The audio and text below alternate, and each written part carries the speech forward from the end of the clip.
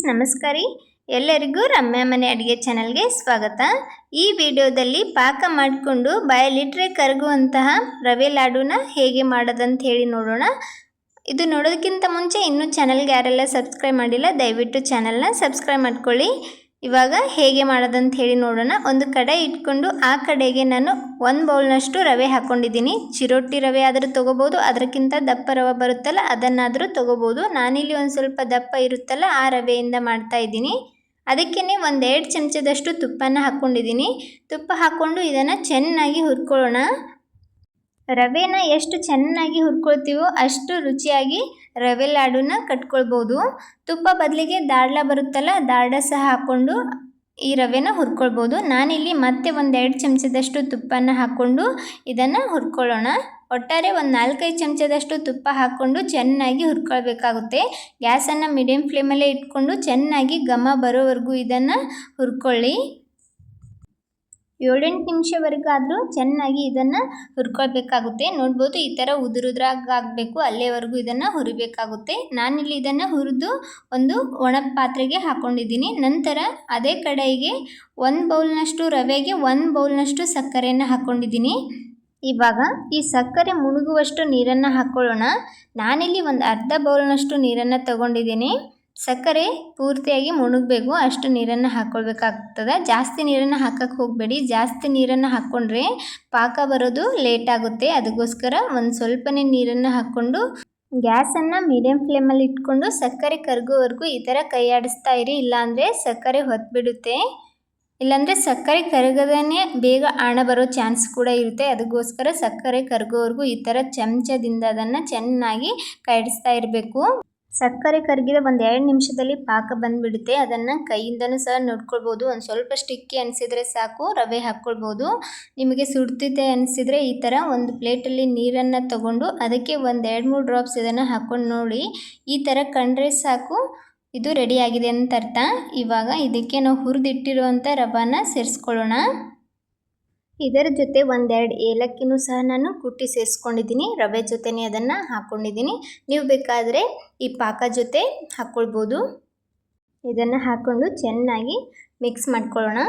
ಇದು ನಿಮ್ಗೆ ಎಷ್ಟು ತೆಳುವಾಗಿ ಕಾಣ್ತಿದೆ, ಇದು ನಂತರ ಆರಿ ಗಟ್ಟಿಯಾಗುತ್ತೆ। ಇದನ್ನು ಸ್ವಲ್ಪ ಈ ಥರ ಮಿಕ್ಸ್ ಮಾಡಿಕೊಂಡು ಗ್ಯಾಸ್ನ ಆಫ್ ಮಾಡ್ಕೊಳ್ಳೋಣ। ಗ್ಯಾಸ್ನ ಆಫ್ ಮಾಡಿಕೊಂಡು ಇದನ್ನು ಈ ಥರ ಒಂದು ಟೈಮ್ ಚೆನ್ನಾಗಿ ಮಿಕ್ಸ್ ಮಾಡಿಕೊಂಡು ಇದನ್ನು ಹಾಗೆ ಬಿಡೋಣ।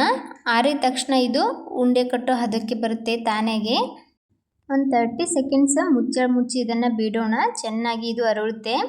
ಇವಾಗ ನೋಡ್ಬೋದು 30 ಸೆಕೆಂಡ್ ಆದ ನಂತರ ಮುಚ್ಚಳ ತೆಗೆದು ಇದನ್ನು ಚೆನ್ನಾಗಿ ಮಿಕ್ಸ್ ಮಾಡ್ಕೊತಾ ಇದ್ದೀನಿ। ನೋಡ್ತಿದ್ರೇ ಗೊತ್ತಾಗ್ತಿದೆ ಇದು ಉಂಡೆ ಕಟ್ಟುವ ಹದಕ್ಕೆ ಬಂದಿದೆ ಅಂಥೇಳಿ। ತುಂಬ ಸಾಫ್ಟಾದ ಉಂಡೆಗಳನ್ನು ಮಾಡ್ಕೊಳ್ಬೋದು।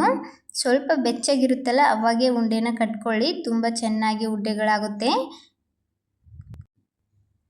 ಇವಾಗ ಇದನ್ನು ಉಂಡೆಗಳನ್ನು ಕಟ್ಕೊಳ್ಳೋಣ। ನಿಮ್ಗೆ ಯಾವ ಸೈಜಲ್ಲಿ ಉಂಡೆ ಬೇಕು ನೋಡಿಕೊಂಡು ಉಂಡೆಗಳನ್ನು ಕಟ್ಕೊಳ್ಬೋದು।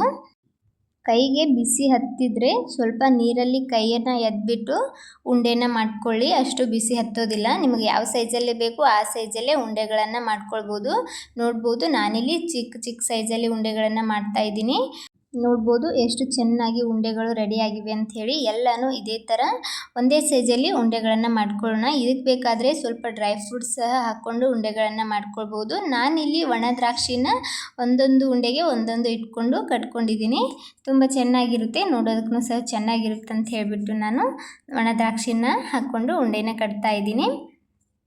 ಎಲ್ಲನೂ ಇದೇ ಥರ ಸ್ವಲ್ಪ ಬಿಸಿಯಾಗಿರುವಾಗಲೇ ಕಟ್ಕೊಳ್ಳಿ, ಅಂದರೆ ಚೆನ್ನಾಗಿ ಉಂಡೆಗಳು ರೆಡಿ ಆಗ್ತವೆ। ಆಮೇಲೆ ಆರಿದ ನಂತರ ಇದು ಸ್ವಲ್ಪ ಉದುರಾಗುತ್ತೆ। ನಿಮ್ಗೆ ಉಂಡೆ ಕಟ್ಲಿಕ್ಕೆ ಕಷ್ಟ ಅನಿಸಿದರೆ ಒಂದು ಸ್ವಲ್ಪ ಇದನ್ನು ಗ್ಯಾಸ್ ಮೇಲೆ ಇಟ್ಕೊಂಡು ಸ್ವಲ್ಪ ಬೆಚ್ಚಗೆ ಮಾಡಿಕೊಂಡು ಆಮೇಲೆ ಉಂಡೆನ ಕಟ್ಕೊಳ್ಬೋದು, ಉಂಡೆಗಳು ಚೆನ್ನಾಗಿ ಬರುತ್ತೆ।